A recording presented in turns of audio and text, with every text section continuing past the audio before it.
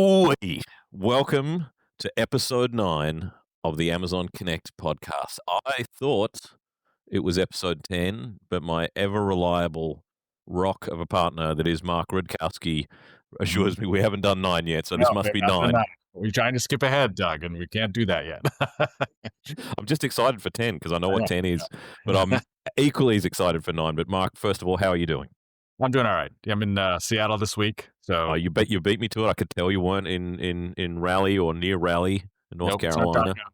It's not dark No, out, so yeah, yep. no. At this point, so We've had daylight saving here. Do you have daylight saving at the same time? Have you changed the clocks at all anywhere? no, not yet. When is that? It's probably I think it's in a couple of weeks.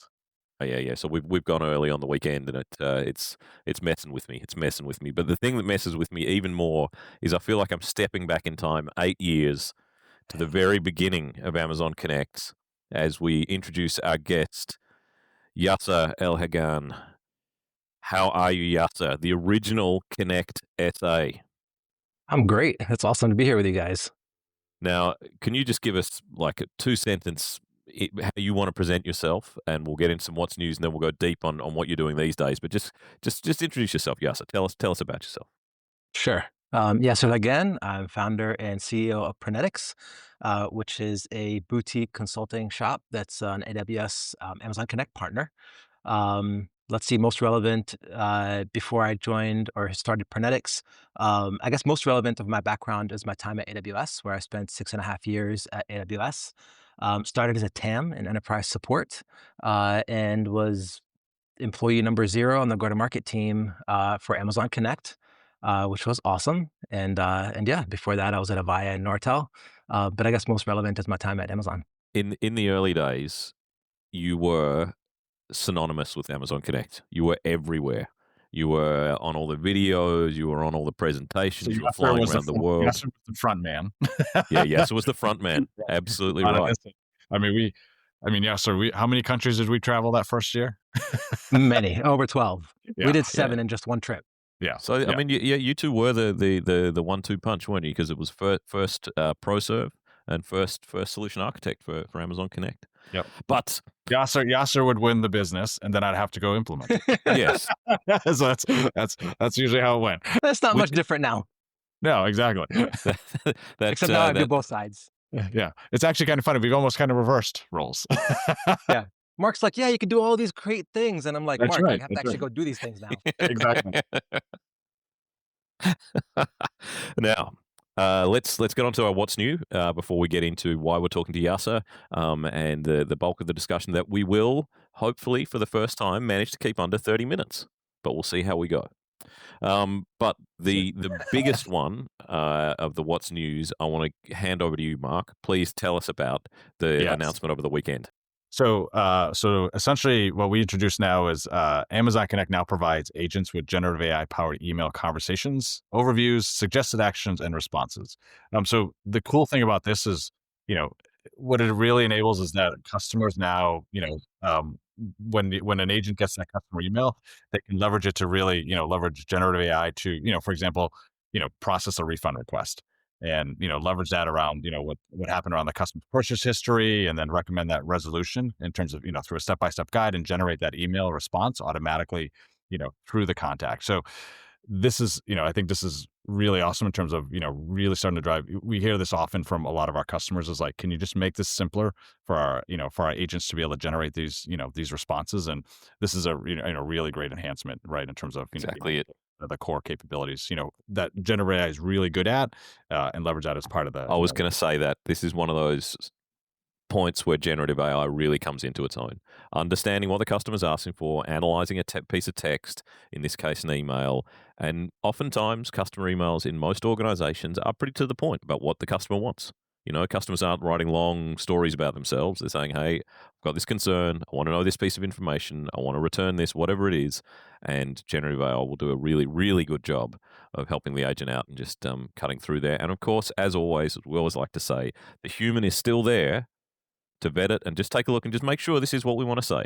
And we've got all those safeguards, be able to see the sources where it's generated answers from, all that kind of thing. Yeah, I think that's going to be huge. And I think it's really going to accelerate the uptake of email within Amazon Connect. where customers maybe were using a separate platform and they hadn't really sort of seen, well, what's the benefit of pulling it across? I've just got my guys going off doing email. This is where you start to see, okay, I'm really getting the benefit here, as well. Of course, the reporting, the single view, the occupancy, all that kind of thing. So I'm going to go with two smaller releases that have come around, mainly because they enhance capabilities that I always want to bump back to the surface of customers' minds, because I think they're so impactful. Agent time off balance data, so that's part of what comes out of forecasting, capacity planning, and scheduling, now appears in the Amazon Connect Analytics data lake, reminding everyone we have a data lake, and we include it at no cost as part of it, giving you access to all this information. Yes, the tools you use to analyze it, visualize it, you're still paying for those, whatever it is you choose to use. But all this data is there for you. From a business intelligence point of view, this is gold dust. And if you go way, way back to episode 1, we spoke about how, and I always like to be, to be vocally self-critical of us generally, and me personally, as we're supposed to be at Amazon, when I say that we kind of made a problem for our customers operationally, where we had too many feeds, You had to go build APIs, it yourself, streams, right? Like yeah. it was, yeah. I mean, you had You're subscribing to things, you're going and getting files, you're running Lambda functions to transform data, all that kind of thing. We had a ProServe solution. Yeah. That told you how to build this, right? That's That was like, the complicated aspect of that. And that's, it's far simpler now. And right? the operational overhead of maintaining it, making sure it's still working, that all your data's still there. And as we add something new or as we change it, you got to go back and remediate that. So the real power here, I think, is that we give this to you in a standardized format, zero ETL, all there for you. The other one I want to glance over, won't talk as long about this one, but was that we've released agent screen recording for Chrome OS devices, just reminding people that we support Chrome OS as well for the businesses out there. And they are in the minority, but they're out there. And this is very powerful to be able to actually, record your agent screens for those interactions.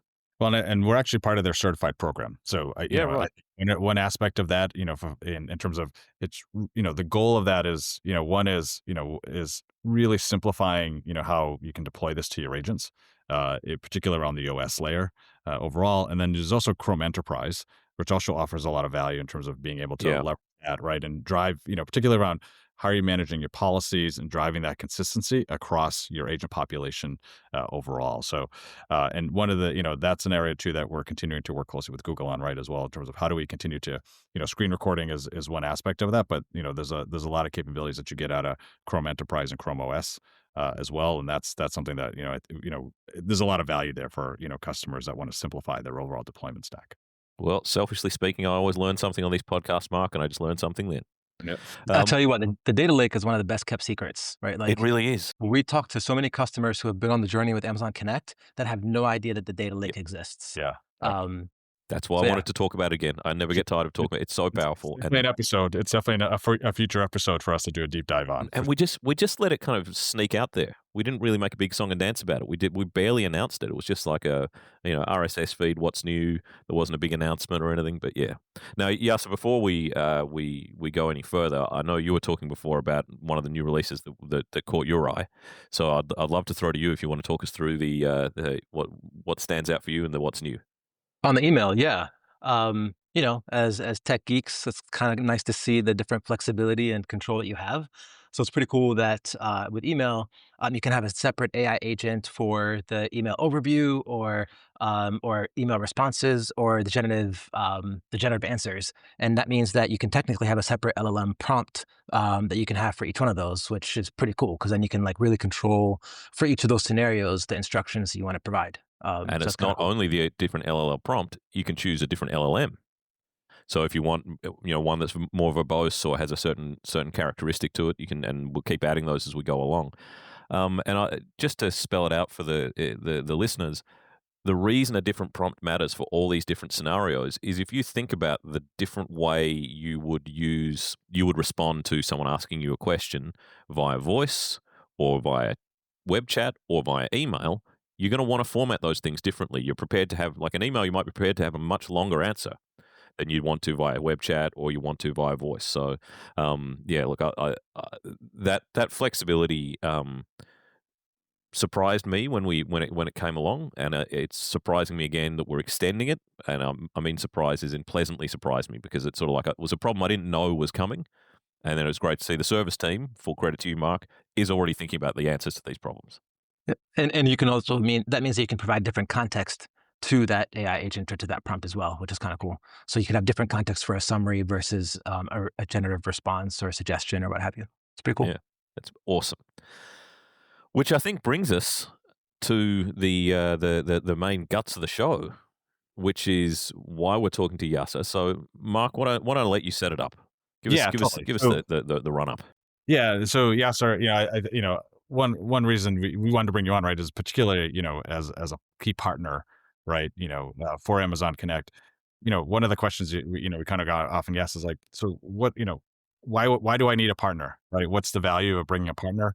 In terms of whether I'm coming from an existing contact center or I'm new to this space, right? In terms of a greenfield opportunity, although we don't see that as much as the migration side of this, but it's Arguably as well, we in the early days of our messaging made it more difficult for partners because we would often talk about how easy it is to spin it up in minutes. How easy, and that sends a confused message to customers because they're like, well, if you're saying it's easy and it's a couple of clicks, what are these guys going to do? So It's yeah, funny you say that. I literally heard that from a customer last week. We were in a meeting with AWS representatives and a customer and us, and he looks right at us like we're in the room, right? And he was like, "Well, why do I need a partner? Like this is not supposed to be that hard." Um, so kind of brings me to to the question that you're asking. But before I go into that, let me tell you a little bit about Prenetics, right? yeah. sure. That's right. So the company, Why, yes, the why did company you start itself. another partner? Yeah, that's a great question. What gap did you Or I see? could tell you about a different partner. That works too. Yeah. So the company itself has been around for about 10 years. It started out as, a pet project of mine when I first left Avaya. And then I decided to kind of park it while I was doing my thing at Amazon.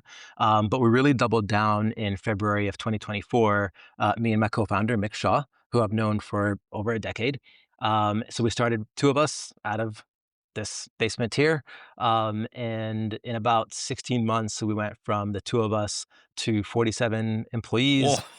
We are in 21 states across 10 different countries. We've landed over 25 customers in the last 16 months, launched 4 SaaS products. So I just figured I'd give you some of the numbers because, we're Yeah, Amazonians and Amazonians like numbers. That's right. One of the contact centers that we support has over 30,000 agents and at peak does something between 600,000 to 800,000 calls. I'm going to let you guess the interval. You can either say per hour, per yeah. day, per week, per month, or per year. Can't be per hour, surely. Per What are you week. guessing, Mark? Per week. Oh, well, I'll go per day then. Per day. Per day. It's by far the largest contact center I've ever worked on. Yeah, that's massive. It's That is massive. massive. And the cool thing about a customer like that is it really brings to life like all the power of Amazon Connect because any tiny little tweak has massive impact. Like if I can Massive. shave off 2 seconds, 5 seconds, 30 seconds, whatever, when you multiply that by 600 to 800,000 contacts, that's real impact both on the customer side of that contact center and the business and the dollars that they pay for that contact center. So It's a been really, really interesting point, and it's one I like to come back to is because I think that's right. Like the power for big customers is so clear. Equally, the reverse for small customers is getting access to these advanced features that they wouldn't totally otherwise be able to afford. So 100%. it's like easy to implement at the big end, and the impact is felt and it's massive. Whereas on the other end, it's like you would never even be able to do speech analytics. Like you wouldn't be able to analyze a single word if you've got a 3-seat contact center or a 5-seat contact center, and be able to actually optimize from that. Yeah, fascinating. 100%. So at Prenetics, we have 3 parts of our business. So we have like a professional services SI part of our business. We do managed services, and then we have software, and that could be custom software and or SaaS applications. And we've been very blessed to have found success across all 3 of those pillars. So we have a number of customers that we do managed services for, a large news agency, large federal customers, small customers. So can't mention necessarily any customer names, but yeah, some pretty cool brands that we've landed in such a short period of time. So yeah, that's a little bit about what we do. We're meant to be a boutique shop, so I don't want to grow really too big, but all we do is Amazon Connect. And sorry, not just Amazon Connect. What we do is CX.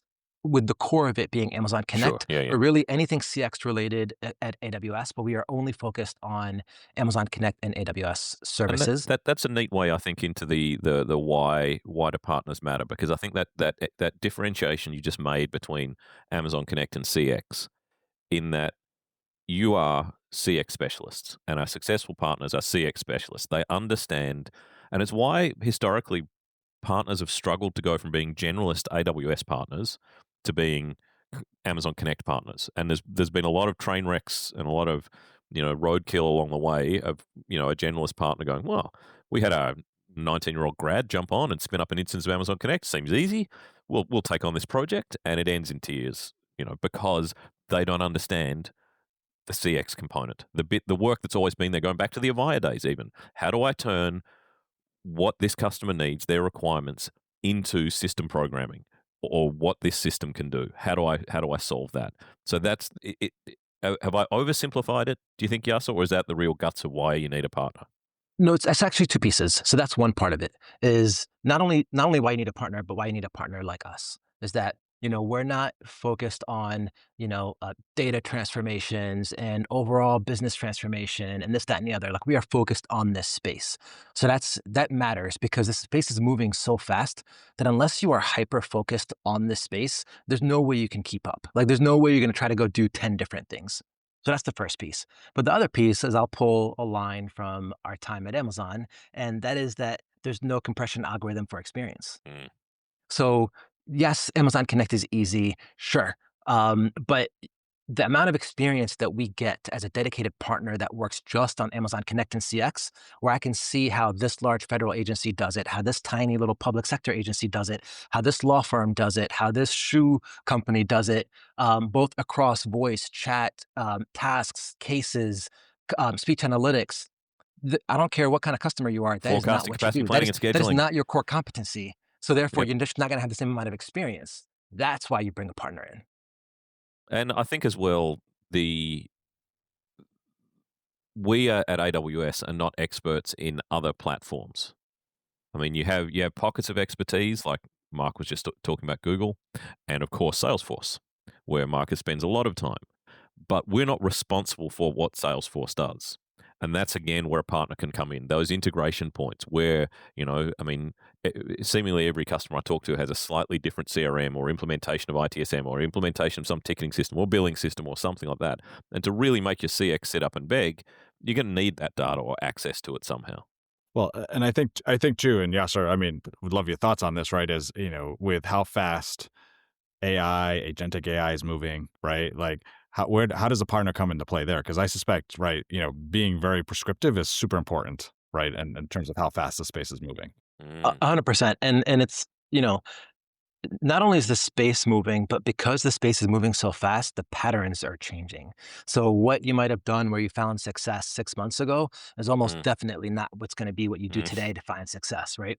So I think that's really the big part of it. And again, having a partner that this is all they do, they've done that tinkering, they've learned those lessons, they've made those mistakes, right?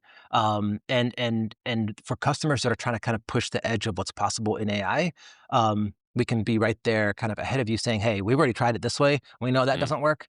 Try it this way. I think that's a super key point, right? Because that experimentation, you're doing that all the time, right? Yeah. And that comes back to that conversation we had with Hannah, where she was talking about how what she'd learned with the implementation of Amazon Q internally, Q for Business, and what that had brought around in terms of, all those stats that go out, like 90% of AI projects fail, all that kind of thing. And why do they fail? It's not because the tech's bad, it's because the person didn't understand the questions they were asking or what they wanted it to do. Well, and you can't just go in broad Oh, strokes, right? Like, it matters what you're trying to do with it and for what use case, and those patterns change based on that use case. Sorry, go ahead. No, because I think we mentioned the three parts of the business. The one I want to focus on most, or is most interesting to me, is the managed services component, because I think that's the one where a lot of customers don't understand what value can be brought, and they're missing a trick. And that is, it's kind of like it goes back to the old days of, well, I'll keep picking on Avaya partners, and I used to work for one, where you used to carry some spares, and that was really your value, was that Doug would show up at midnight on Saturday and replace one of your circuit packs or whatever it was when it broke. Now, those days are gone with Amazon Connect. That's not what the managed service does. So, where are you adding value in the managed service, and why do customers benefit from having a managed service? Because that's one where I see most commonly customers saying, "Well, we don't know why we need that." Yeah. It's interesting, right? So we're actually trying to reinvent what managed services means. And that, by the way, hasn't been easy. It's not easy because we're still trying to figure out what does that mean from a commercials perspective. But then also, you're never going to find me to be one that wants to sell hours. Like, I just don't subscribe to that model, right? Like, we're a smaller company. We want to be a boutique shop. So we want to sell on value. So the way that we think about managed services is think of like your Nordstrom's experience of managed service, right? It's not about, this move or this ad or this change. It's really more about like truly building a partnership-based model with these customers and continuing to kind of do that advisement as they have managed services, but not just advisement, also hands-on. I'll give you an example. Lots of times customers are excited about getting onto the Amazon Connect platform and machine, right? But then it's such a lift for them to kind of migrate, regardless of whatever platform that they're on, that once they do, they celebrate and they kind of just, and it's like Oh, back to yes, back that to is a normal, right? song I hear every day. Yeah. Yep, yep. So what the managed services comes and does, it says, hey, yes, you could pay me X number of thousands of dollars for a project, and I probably could make more money selling you continuous projects as you figure out what you want to do. Or how about you subscribe to X amount per month for a managed service and let me continue on your journey, right? So now we have customers that started with a big voice migration. They'll sign up for managed services, and we do, for the most part, and we try to control it so that, we control risk on both sides of that relationship. But for the most part, like, hey, you want us to enable generative AI evaluations? Cool, that's included in managed services. You want us to do a chat use case for you? Cool, that's included. So we kind of really help customers get the iterative value off of the platform in a continuous way where it's both consistent for us from a cash flow perspective and continuous value that the customer is receiving.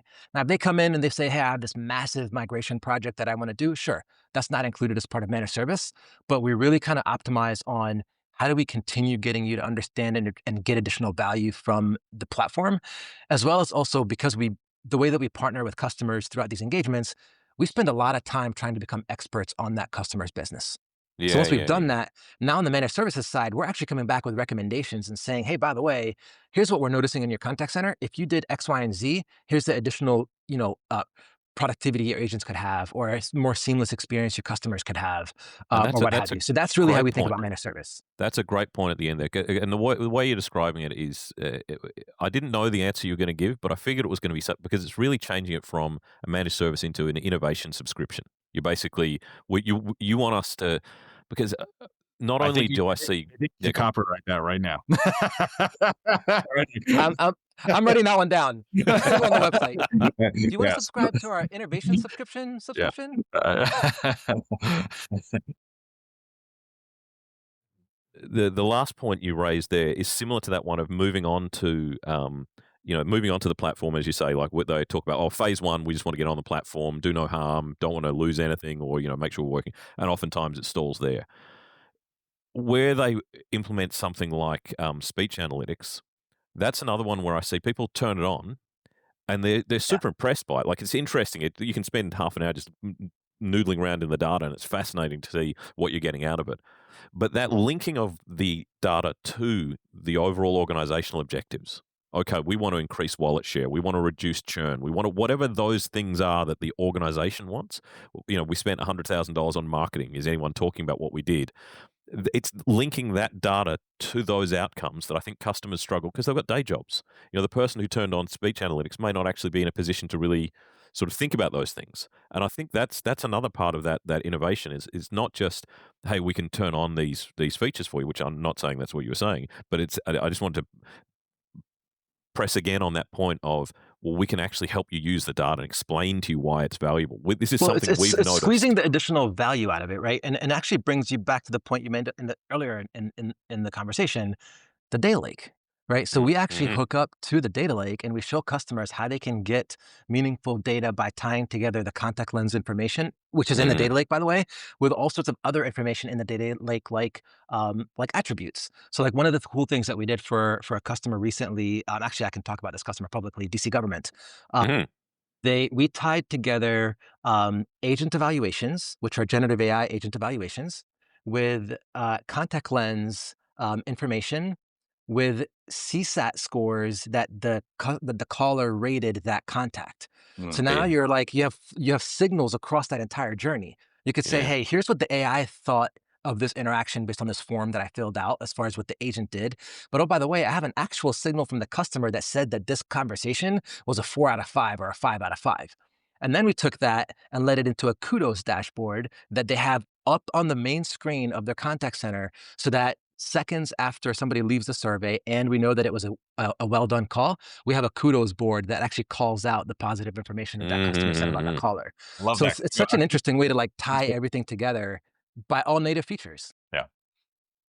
Well, and I think another thing, right, is Yasser, is the fact that, I mean, we've both been here since the beginning, right? And the velocity at which features come out, right? It just Yeah. continues, right, grow. And I think, what do you hear that from customers as well? Like in terms of, as you think about this, this subscription capability, like really enabling customers with our newest features and our newest capabilities, right? Given how we're just continually iterating and making, capabilities better and easier to leverage. Well, and not just that. I think what the customers that we work with, they not only appreciate our technical prowess, but they also appreciate our relationship with Amazon, right? So we're plugged into the product team. We understand what's coming. We know how Amazon thinks. When we have 4 ex-Amazonians, I don't know if you guys know Nikki Wolf is on the team, right? Yeah. No So, way. The yep. Nikki Wolf. So, the Nikki Wolf, You right? better So, I explain mean, for everyone who Nikki Wolf is and the importance of I'll Nikki have to Wolf. explain that maybe in another episode or maybe a little bit later. Um, but yes, I mean, we've really invested in like top talent in the company.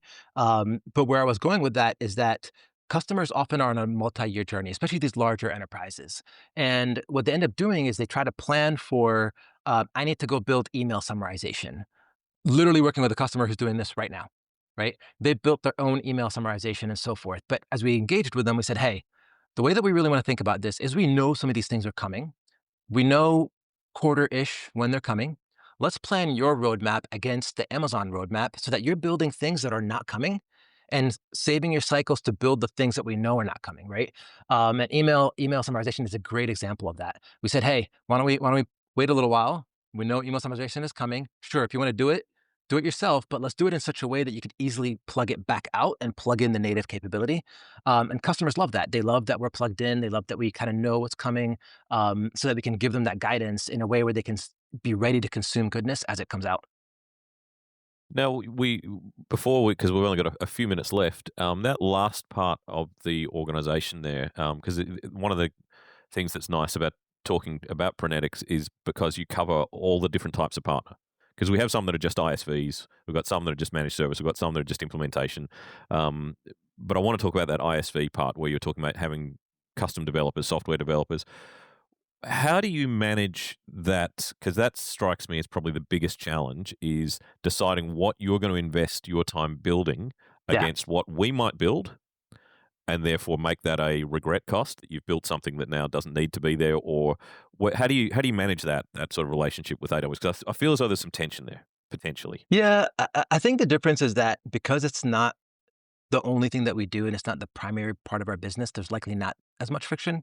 The difference is, and I should maybe just preface this by saying, um, our strategy is to encourage customers to stay as native as possible on the Amazon Connect platform. So that's a slightly different strategy than a lot of other partners. A lot of other partners will say, I want to go build you this custom widget or this custom This desktop, CCP yeah. because I want to own you forever, right? We say, actually, no, I want to keep you as native as possible because I think that's truly the best experience for you to have. And you can consume goodness as it comes out as fast as possible. And the Having said data has that, shown the number of customers we've had over the last few years that have migrated off custom totally, desktops to we've done as it. the agent workspace has become, and because they were getting basically got to a point where they couldn't take advantage of many of the features we were releasing because they were on We this don't even we forked. don't even Yeah, have a custom CCP offering. I won't build one. Right. But anyway, to your point about software, what we focus on is how do we kind of bring the whole ecosystem together and augmentation. I'll give you an example. One of the first software packages that we built was a Teams adapter. So we had a customer who had 60 different agencies. They used Teams in their back office and they wanted their agents to live in the agent workspace. So we built an awesome Teams adapter that is built with Cloudscape. So it almost looks like a native application right within the agent workspace. I'm not worried super about cool. competing with Amazon on that.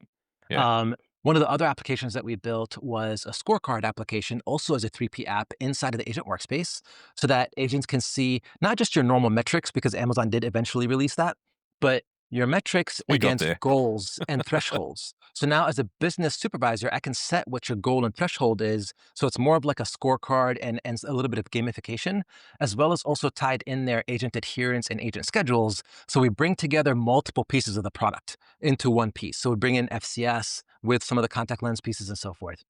And then the last piece of software that we have that I'm most excited about is what we call CX Portal. And CX Portal is essentially like an admin console on steroids. So it's meant for business users, it's meant for technical folks, as well as kind of like supervisors and people that manage contact centers. And one of the coolest things that we built that I'll show you later is essentially a visual representation of everything that happens to a contact on that contact's life. All the Oh, contact flow yeah. logs, all the IVR logs, all Yeah, the yeah, Lambda yeah. logs, all the QIC logs, So all again, the taking Lens advantage of logs, that data, all those all in data one yeah. place, Uh-huh. beautifully visualized. When we showed that to customers, they're like, "Where do I sign?" Because it's the one thing that every customer struggles with is like troubleshooting and understanding what happened in a contact. So we built that. And then the last piece that we're actually just building over this last week is a knowledge base. So you talk about Amazon Q and Connect, right? You talk about how that can do self-service. You talk about how that can do agent assistance. Well, what does that need? It needs knowledge, it needs data, it needs content. And a lot of times that content is either not in a central place, it's not curated, and Yeah. it's not necessarily formatted in a way that can be ingested by AI in a way that actually makes the AI not hallucinate or give you relevant Well, information. one thing I'm often guiding customers on is they will often say, "Oh, we've got a web crawler. Oh, you can just crawl our website." But it will invariably give answers that suit the web, but not, say, a voice call. Like if you say, "Hey, I want to do this thing," we'll say, "Yeah, well, why don't you give us a call on 1-800 XXXXX?" Well, I'm on the I phone. am. Exactly. Yeah. Which Or is, or just being yeah, able to tag external content versus internal content. I might want to show something to an agent from an agent assist perspective that might be different than what I might want to say in a self-service experience. So it lets you manage tags. Those tags are synchronized to Amazon Q. yeah, We've yeah, even built a function where you can assign a guide to an interface. We can do a whole session where I can walk you through some of these products, but yeah. that's where we've That's cool. invested. We've invested in where Amazon doesn't tend to invest, which is, really kind of tying together multiple of these pillars in a single application. And we have always, and you guys know this because you were there at the time. We have always made sure that we allow partners and customers to build on the platform. Yeah, If they 100%. want to take the data and visualize it in a different way, we're not closing things down. You don't have to pay for a connector or anything like that. The data's yours. Do with it what you like. Now we are at time, and I know I could keep talking.